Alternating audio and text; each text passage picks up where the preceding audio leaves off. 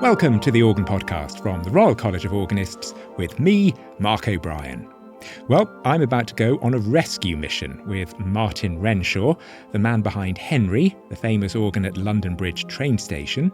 Do customs see you coming a mile away trying to smuggle an organ across Europe? I mean, how does that work? I found a way. Well,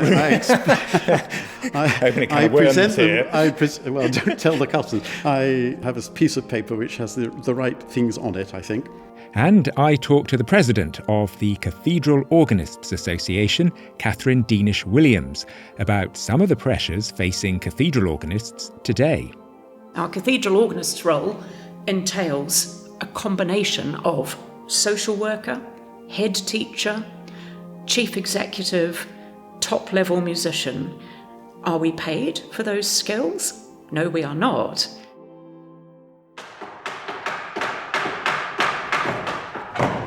Well, what's going on right now with all this banging is an organ being rescued from a Baptist church in the village of Chipperfield in Hertfordshire.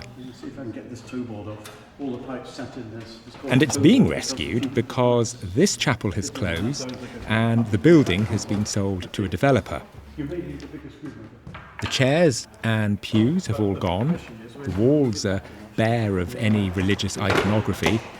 It's effectively an empty shell, apart from, right at the front left-hand corner, a small one-manual 8-stop organ built in the early 1900s by Alfred Kirkland. And standing in what's left of its case, and surrounded by about 8 volunteers, is Martin Renshaw from the organ charity Pipe Up. When you take an organ to bits, you have to expect the unexpected sometimes. Well, Martin, it looks like I've arrived at the best time here because all the hard work seems to have been done. All the pipes have gone. I'm just looking at what's left of before somebody's actually pulling it out, left of the keyboard. We've got the exposed keyboard and the tracks have gone. And Martin, you're inside. If I can come and climb up inside this empty case. Yes. When you look at something like this, when the church phones you up or somebody from the parish phones you up and says, we've got this organ, what's your criteria? I mean, are you honour bound to say, OK, I'll take it? Or do you think, actually, sorry, this isn't worth saving? I mean, what's the threshold for you? When you say worth saving, that's the difficult job, isn't it? What's worth saving is what is practical to save. In other words, what is likely to find a new home. What is not so complicated that anything can go wrong in the even fairly distant future with the same organ once restored, if necessary, and put back together. Where did all this start? Actually, it started a very long time ago indeed. I mean, that's how I started getting interested in organs. I actually took one out of a church and put it in my house. That was when I was a teenager, and managed to sell it to another church. So in a sense, that was the same sort of operation. But now it's becoming much more a crucial thing because it's now a national disaster that's happening as churches close. 8 or 9 churches a week are closing.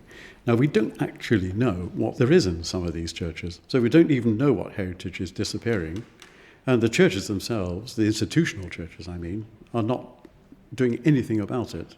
I mean, they are responsible for closing these churches, but the organs just become a sort of collateral damage which no one seems to care about. You go in, when you hear about this, take the organ out.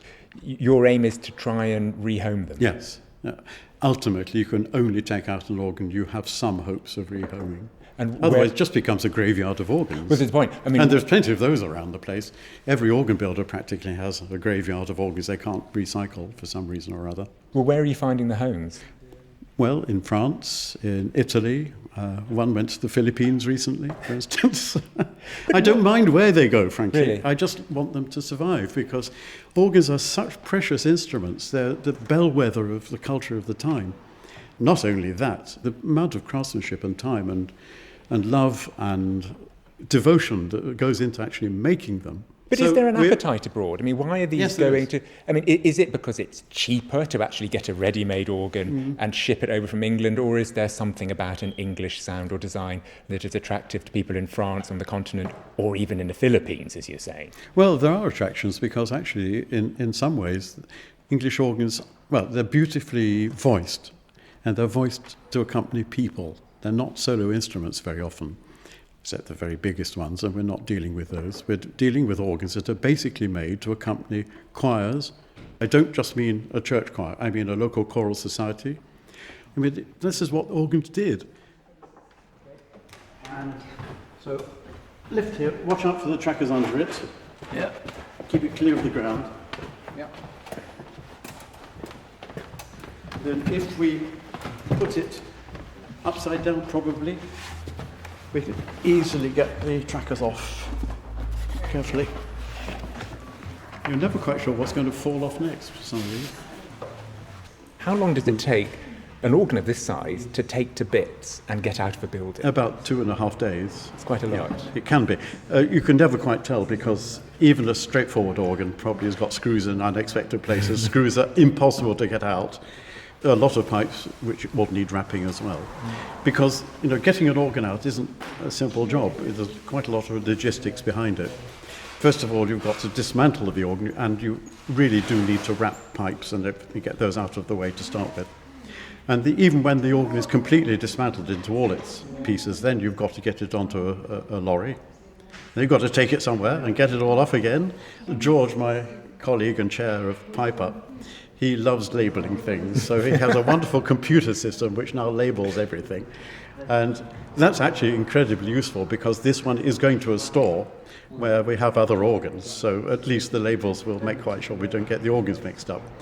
And I can tell you that is a problem because I've recently took 2 organs to France and they did get mixed up and it would cause a lot of trouble, in fact. Fortunately, they were only about 2 hours' drive from each other. So the wrong stop ended up in the wrong instrument. Yes, and something was missing from one and it was discovered in the other.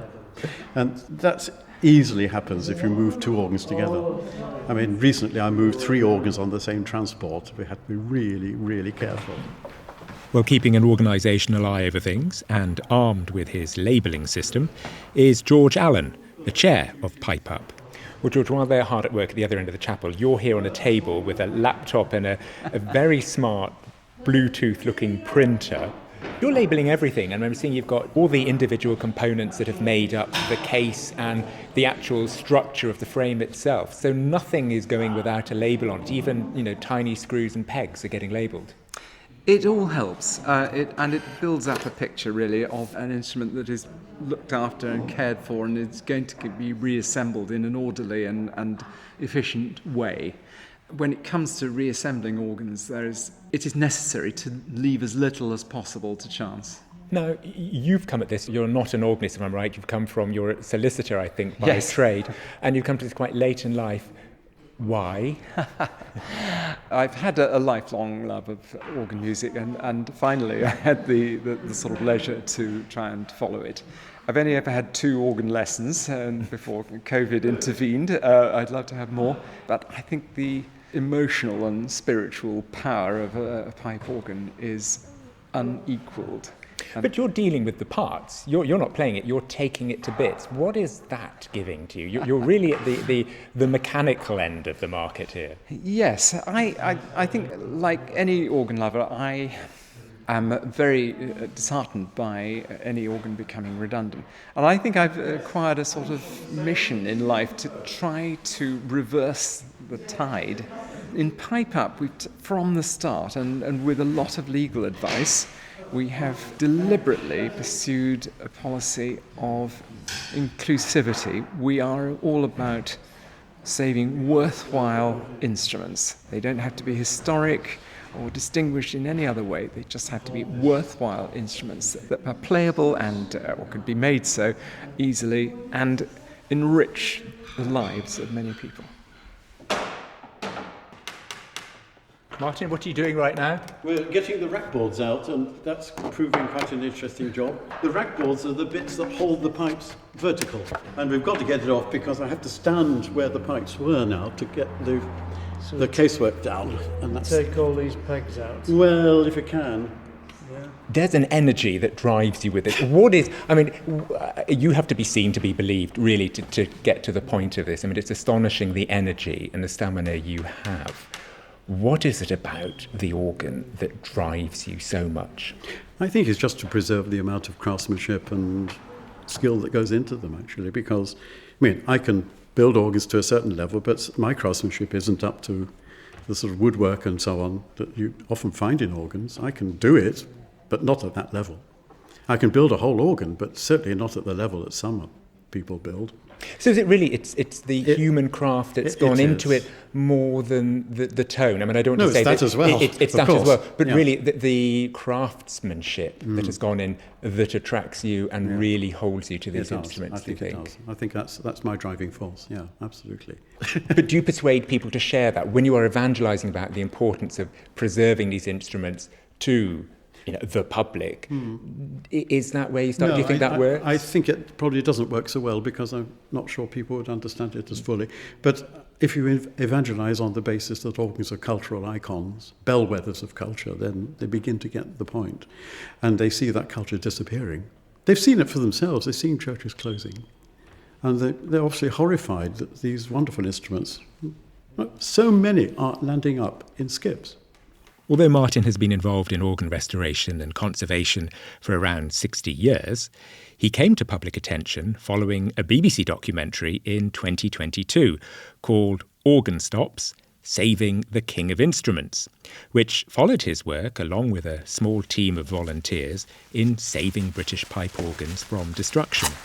That's it. Masking tape. And two people who saw that documentary are Anne and Annette. This is our last one. Who are local to the chapel here and are helping out with the removal of this organ. Anne, now I think you have a crucial role. Not only are you wrapping up bits of, well, I don't know what they are, but bits of a pipe organ anyway, but really it's down to you that this organ is being saved. Tell me about how you got involved here. It was a fluke. I just happened to see the programme and I just thought, that sounds interesting. I do like the sound of the organ. And then a few months later, Annette said to me, the chapel is definitely closing and it will be sold. And I said, oh gosh, what will happen to the organ? I then mentioned to Annette this programme and got in touch with Martin and George. Well, Annette, you're here, you're giving a helping hand. So you're a member of the church community here. Yes, I'm a member of the church. Why then did you go to that effort of thinking the organ needed saving? Because it was installed as a sort of commemorative to the fallen of the First World War, as well, it had special affection in the community, really. It's just been such a part of the church. And so it's quite important for you then in that case. I mean, it's not just a practical tool to accompany hymns. No. You're saying that the organ here that you've helped to save really has an emotional bond with the community in this village. Yes, I think that's fair to say, because there's a lot of people in the village that have got very fond childhood memories of this chapel, and it's been part of the community for so long. And what would you hope that happens to this organ? I just hope that it goes on somewhere that a lot of people are going to be able to enjoy it being played, and it's going to be saved. We can go and visit. And that You'd go and visit lovely it. if we could go and visit. Gosh, yes, it really has got a connection. Well, both of you, Annette and Anne, you've been here helping Martin and George and a couple of their other volunteers. Have you been surprised because you've been taking it to bits? I mean, have you discovered things about the pipe organ you never thought you knew? Absolutely, yes. I thought when you just press the keys or press the pedal that I knew air went through the pipes, but I didn't realise it was so intricate and all the little levers and... Is this going to change the way you look at pipe organs? I mean, now are you sort of slightly pipe organ aware when you go into other churches? Absolutely. I mean, look at the fantastic organ at the Albert Hall. I mean, that's just wonderful. Do you fancy taking that to bits and having a look inside? I don't think I'll be allowed to. Anne and Annette, thank you ever so much, and I'll let you get back to your work. Thank you very much. Thank you.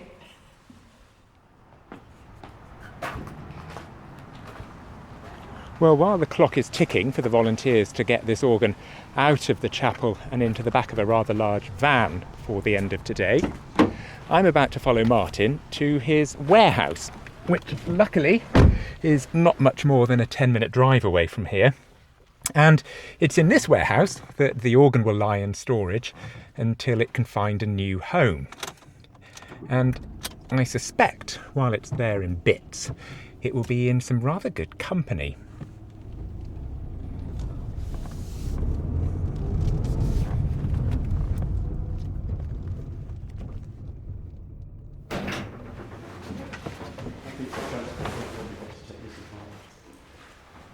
Well, Martin, we're here in your warehouse, and it is, as I thought it would be, a kind of Aladdin's cave of organ bits. You've got trestle tables with very neatly wrapped organ pipes, bits of organ casing and trunking leaning against the wall, skeletons of consoles and bits of keyboard like a sort of teeth that are falling out of somebody's mouth all over the place. What is going on here? Well, this is just, we hope, a sort of transit store, because we've got some important instruments here which need to go on somewhere else. And we've got two things actually that are museum pieces really. One that's the sad relics of an organ of 1780, and one magnificent organ of 1813. But you are doing imaginative things here. I mean, another thing you're famous for is Henry, the organ at London Bridge train station. Yeah. I mean, where did that idea come across? Because that's been really successful. Well, I just saw the pianos and I thought, why can't we do this with organs? And I eventually got hold of the chair of Network Rail via somebody else and got him to agree. And he sent down the line an idea that we should put an organ into a station, and London Bridge came up with the goods. The right place to put it, a good place, good acoustics, and a management that was really keen. And they still are, even after 2 years. And did that surprise you? Because, I mean, it is very popular and people are stopping every day. You had big names playing on it. Well, that did surprise me. We had some really big names playing it right from the start, in fact.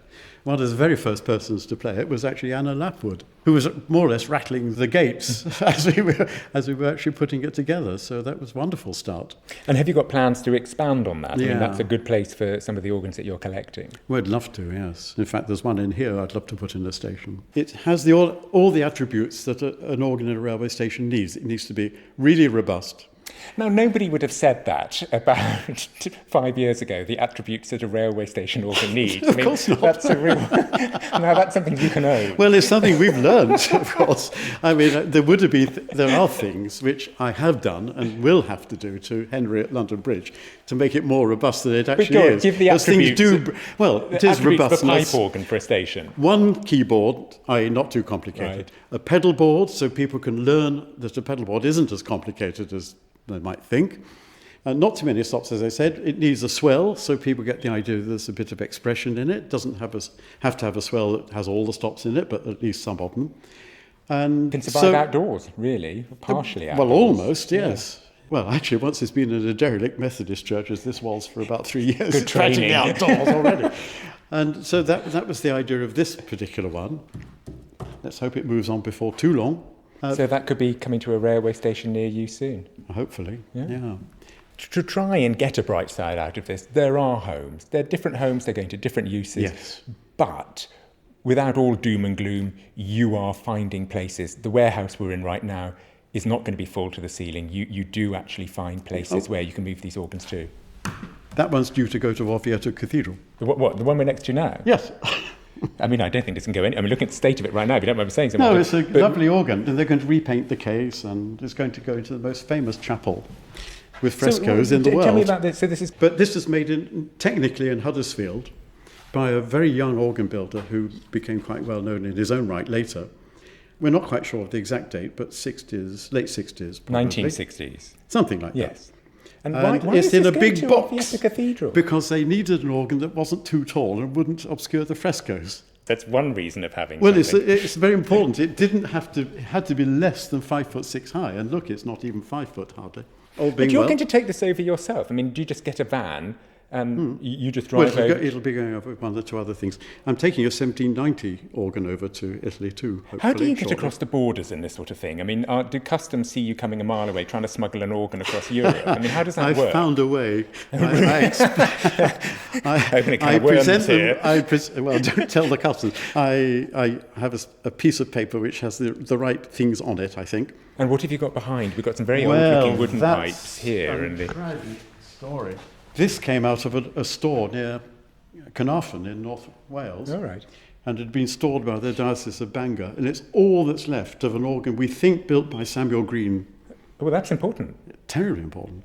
Almost certainly for the Marquis of Anglesey. No way. Who was incredibly rich. And it's an amazingly ornate organ. Must have been, because it's oak, veneers, and there are some gilded ornaments and so on. With the most beautifully made soundboard ever. Something looks like it's been in a barn, really, for a long time. It's seen better days, It's been quite derelict frankly. in Yes. that church for something like 15 or 20 years. Right. Is this worth restoring, repairing? It can't I be mean, restored. These No, it's pipes a are museum split. piece. It's entirely a museum piece. But why would you? And- is it worth bothering with that then? Yes, because that's the other thing that Pipe Up is really interested in doing, is getting a museum going. And what would be the point of that museum? What would you want to achieve with that?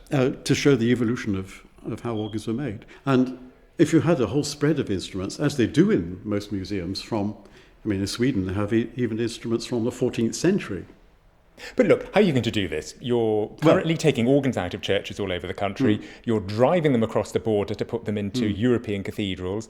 You've got, 19th century, 18th century barrel organs that you've got to repair. You've got an old green organ here that's a museum piece. Martin, Well, how are you, that's the point of setting up Pipe Up, isn't it? The point about Pipe Up is that, it will train up volunteers and they will take it on. They've got to, haven't they? I'm not going to be able to do it forever. Martin Renshaw, thank you very much indeed.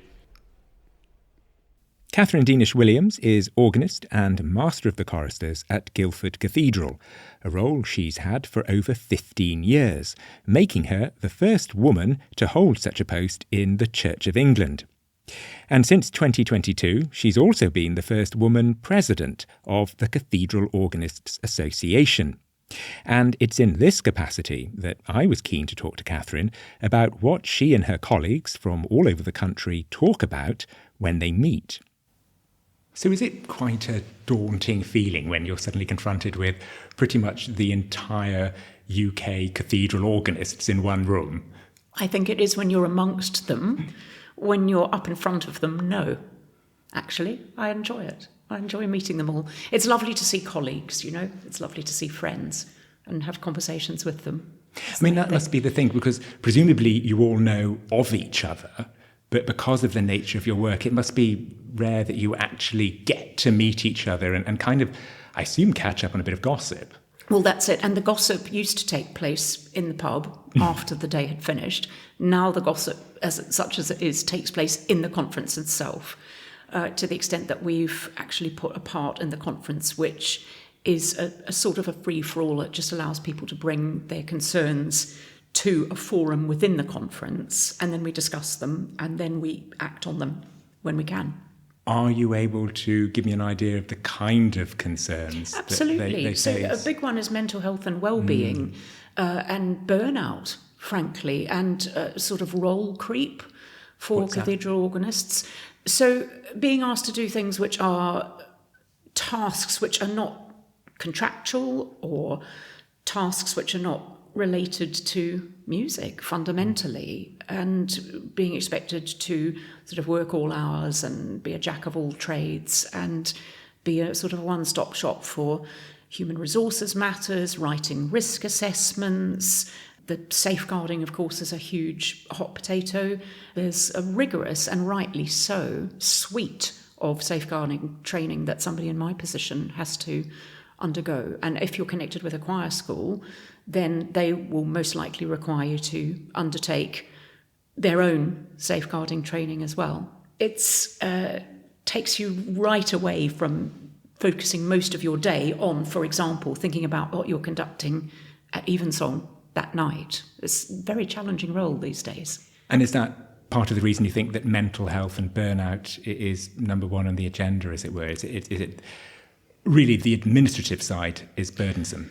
Administrative side has grown exponentially. There's no doubt about that. And I think according to the place that you're working in, the administrative support is there or it's not there. It depends on, a cathedral's budget line as to how much they can support and assist you with that. But we have a really good, I hope, support network for people amongst cathedral organists.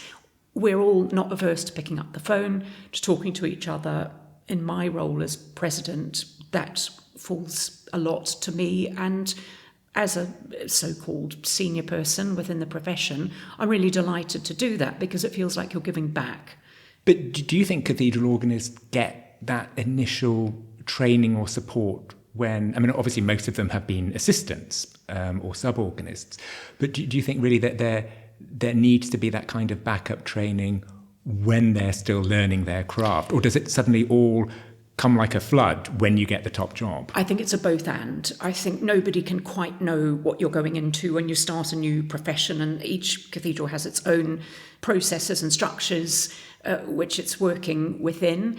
But this is something we're working on actively in the Cathedral Organists Association at the moment, is mentoring, and we're looking specifically at it. How do we help and assist people into the profession and to meet the challenges that they are going to face? How do they deal with a chorister parent who might not be satisfied with the way something's going? How do they deal with a clergy person whom they might have a communication difficulty with? How do they deal with making decisions about music or budget lines and all of those things? How do they deal with safeguarding matters? So we're trying to look at those and put together some support for people coming into the profession. And we're just beginning that work, you might think rather surprisingly, but we're beginning that work now on a more formal basis. Now, it's always happened informally that people have known somebody, they've been able to pick up the phone. How do we do this? How do I do this? Drop somebody an email. But we want to formalise that support, and we're just looking at and beginning to understand how we can do that. The issues of mental health and the levels of burnout, are you seeing this rising? Is it something that we should be concerned about?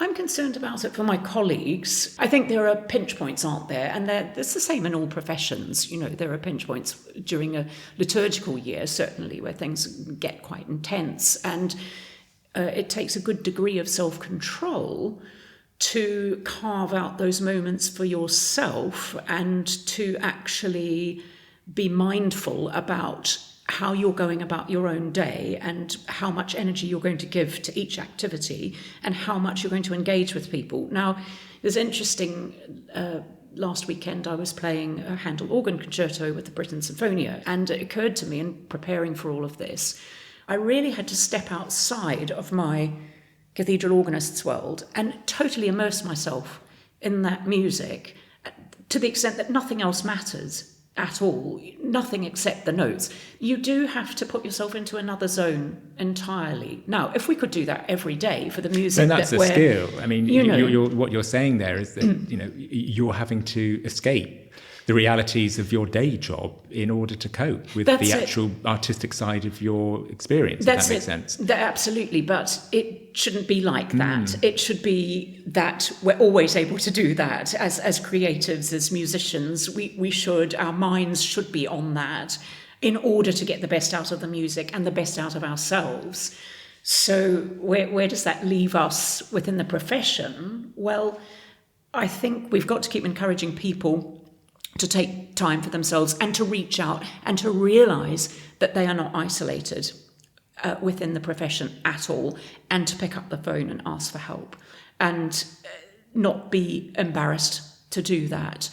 Do you think, though, this might be putting people off entering into the profession? Because I've noticed, talking to lots of very talented organists who might have done Oxford or Cambridge organ scholar positions, not going anywhere near a cathedral. Quite. And the number one reason for that is pay. So the role of the cathedral organist is seen by people, such as you describe, as being incredibly tiring, incredibly hardworking, incredibly problematic, and little to do with music at its most negative. It's seen like that. Plus, the fact is that if you are a highly skilled person in an orchestra, as a rank and file player, generally speaking, you are getting a much bigger salary than a cathedral organist. Now, a cathedral organist's role entails a combination, I think it's fair to say, of social worker, head teacher, chief executive, top-level musician. Are we paid for those skills? No, we are not. And then, of course, comes in the argument, well, it's a vocation, it's a calling. It might be a calling and it might be a vocation, and I certainly feel that. I want to serve, I want to give of myself. But again, you're balancing all these things. And I think we've reached a point at which we have a bit of a problem in terms of, are we going to adequately fund our people within the profession, and looking at their roles and what they're being asked to do, is this fair?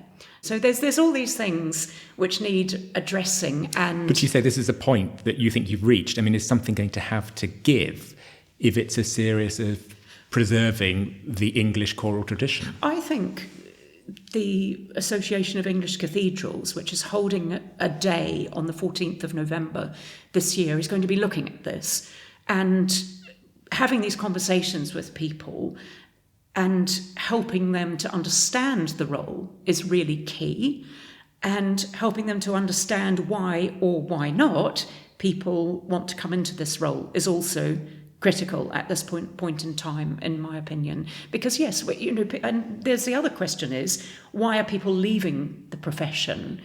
And some of that is to do with personal circumstances, some of that is to do with burnout, some of that is to do with other career opportunities, and some of that is just sort of, the life. But I suppose one thing that's been constant, probably since the first person put an organ in a church, is the relationship between the church musician and the clergy. Yes. And I'm sure that's exaggerated in cathedrals where, on one hand you have the musical ambition of a director of music versus the pastoral direction of the clergy, coupled with that perhaps rather large characters, because sometimes the cathedral organist might actually be the most famous person in that building, despite the fact that it is a cathedral where people turn up to services. How do you navigate that? I mean, when you're talking to each other, I'm sure you must all have horror stories and you must have problems. What would you really say is the key to being able to navigate those areas of conflict and tension? Kindness. I think kindness is absolutely key on all fronts, from all parties concerned. And everything stems from fear. Now, whether that's fear of each other or fear of a situation, it all stems from that. And then conversation becomes key, and communication. And actually not being afraid to give voice to what you're thinking or what you're feeling about a certain situation is really important. I think because we live in such a society where class is prevalent, I think that often we look at structures within the church, particularly it's an established church, and we hold naturally respect for the positions within the church. So, for example, we come into a cathedral and we think, well, there's a dean and there are canons and there's an organist and perhaps a sub-organist and lay clerks, and all of these roles have this hierarchy around them, or an air of mystique almost. And straight away, because of that, there's a sort of an inbuilt tension, because these roles are sort of viewed as, very sort of deferential roles in some instances, and roles that can't be challenged. But if you are willing to have the conversation with people and hear people and meet with them and understand them and work together, and also not be afraid to say no, then I think you can navigate yourself through those conversations. I'm not saying any of that is easy, but with a good degree of tact and diplomacy and kindness, and actually realizing you're all wanting to work together to the same end goal, which at the end of the day is probably put on a service of worship to the glory of God with the best music you can possibly offer, is what we're working towards. But can that actually be a musical problem that ignites these tensions? Yes. Rather than, because every few years or so there is always something that makes the headlines in a cathedral. Yes. Where the organist has had to leave under bad grace. Yes. Is there something where there is an element of pragmatism or the lack of fear if some aspects of music might change? Do people have to embrace that there can't just be one particular aesthetic model? Is that a problem? Yes, and that is a challenge. So, for example, if you have a service which is attended by, in inverted commas, the diocese, then you might be wanting or being asked to change your musical style for that particular occasion. And that's where the art of negotiation comes into play. You know, you might acquiesce to a certain type of musical style which you're otherwise not familiar with or not used to, or perhaps you don't even like.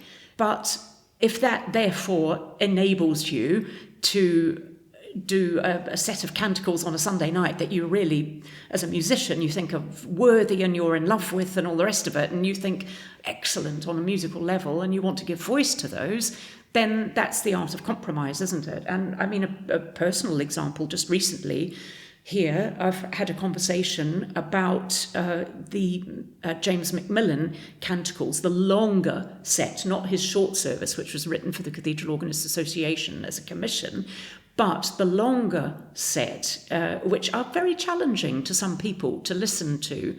And indeed, some of my clergy here don't like them, you know, and don't want me to programme them.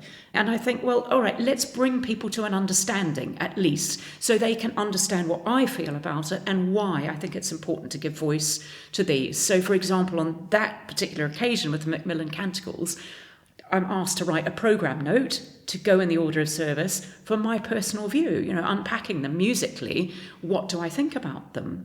What messages of Christian gospel, if you like, do I think are being shown through this particular music? What musical elements can people be listening to as they're hearing this music for these particular canticles?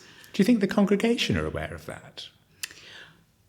I don't know. I mean, that's who it's for, really, isn't it? I mean, I think the interesting thing is, you know, how does a congregation respond to and hear music in worship? And the answer is differently in every place and at all times and in all ways. But isn't that right overall? I mean, isn't that the famous sort of analogy of the Church of England as a church for all people at all times? And so the sacred choral music and high art music which we sing within it is in fact garnered, I think, to give all of those responses and no responses whatsoever. And the other thing about cathedrals, which I think is really, really important to mention, is that sometimes we sort of view cathedral music as being, you know, this wonderful sacred choral tradition, and we forget about the educational element of it. Now, where people begin to say, oh, you know, we want our music to travel in a different direction, or we want this or the other to happen, what you are doing in that instance is you are denying people their cultural heritage. And I'll give you an example of that. When I arrived here in Guildford, somebody said to me, you haven't put down Bird Mass for four voices, have you? The children don't like singing that. And my instant reaction was not, well, that's ridiculous. My reaction was, who taught them that?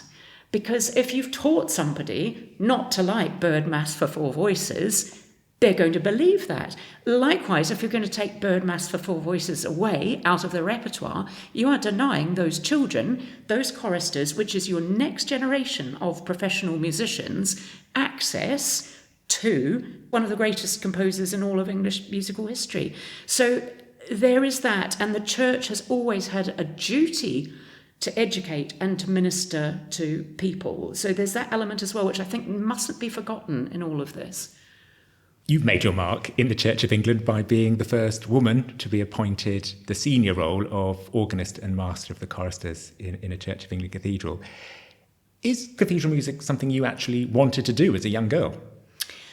No, because I didn't know about it. I grew up playing the piano in the downstairs room in my house in New Zealand, and I was introduced to the organ by my piano teacher because she played the organ in a Christian Science church, and she suggested to me that I might like to consider playing the organ. But there's, in my case, a famous story of me going into Helsinki Cathedral in Finland with my parents, aged 10, and I sat there and I listened to that organ, and it was a moment in my life where I heard it and I thought, I love this sound.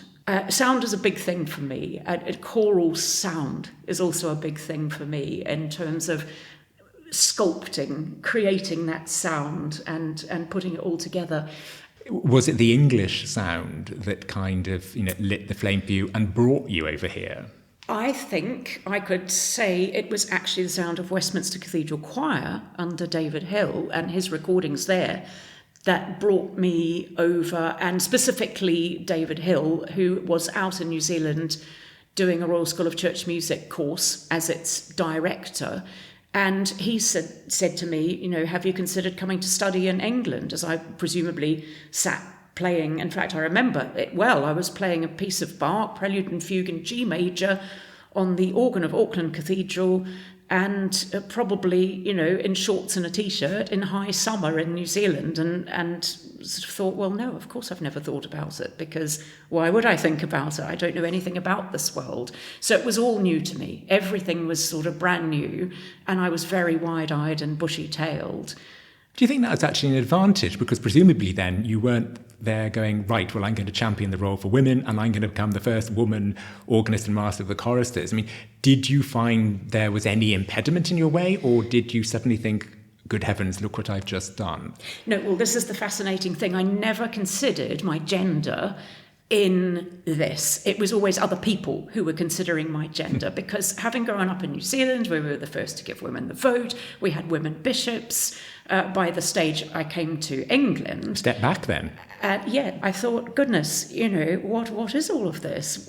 All this curiosity around me. And did I become aware that, there was sort of really, for a long time, only one of me doing this? Yes, gosh, yes. Particularly when I went to my first Cathedral Organists Association conference when I was Director of Music at Warwick, and was the only female in the room for some years thereafter, and thought, gosh, wow, we've got a long way to go. And it still slightly baffles me as to why there are so few women in the cathedral organists world, in the actual profession. Yes, because presumably you're probably still in single figures, even with you as president of the association. We're under 10.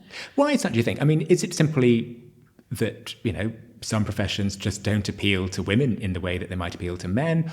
Or is this all down to girls being in church and cathedral choirs? Because presumably it's the choir that opens the key to the organ loft. Yes, and I think we're seeing a change now, aren't we, with the generation of girl choristers coming through. But again, girl choristers on the whole are going off to be singers and to be professional singers rather than organists as such yet. But again, it's about opportunities. And for example, here I am keen to encourage young people to accompany a service, or to encourage a boy chorister, a girl chorister to stand up in front of the choir and conduct something. So they get the idea that this is something they can do. And I very much talk to my choristers in that language, not if you become a conductor, but when you become a conductor. So I think that's quite important as well, that sowing that seed, empowering them that this is something they can do and take forward with them in their life. And these are real skills that they're learning, and they're transferable, and they're going to take with them. I mean, obviously you're a role model to women in this profession, but I'm sure you're advocating to young girls this profession. Is it then really about then just the aspiration of the individual more than barriers that are put in your way culturally? Well, I think there are barriers. I think that's a given. Where are they? I think there is a lot of misogyny still in the profession. I'm sad to say it, but it's true. I've experienced it. I've experienced all sorts of things in my career, a lot of which is really unsavoury, and I wouldn't want to repeat. And that comes from church musicians and clergy, everybody? Yes, absolutely. It's a sort of sad to think back and reflect on those aspects of your career. Is it a put down, or is it just saying we have no confidence in you? I mean, how does that manifest? I think that manifests itself in cheap innuendo and, put downs and, because you're a woman, such and such. the ideas, that people have, analogies around, for example, one that some people might feel is a good quality or whatever. Oh, because you're a mother, you understand how to do this. And I think, well, that's got nothing to do with it, actually. Let's separate out these roles and classify them and put them in the appropriate places. Have things improved, though? Yes, absolutely, they've improved. And if you have good relationships with colleagues, and if you're happy within yourself and all of those things, then, things are fine.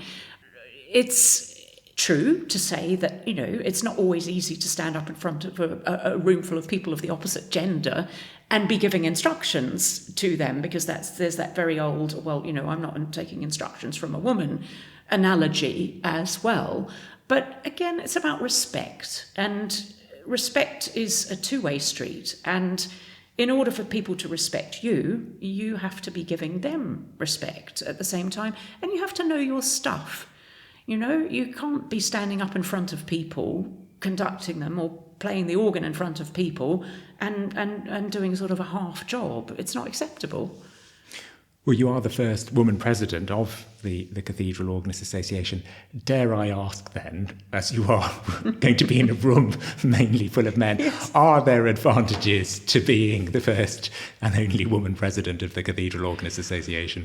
Well, I'm enjoying the role, let's say that. And the advantage to me is that it gives me an opportunity to give back to the profession, out of which I've obviously gained so much.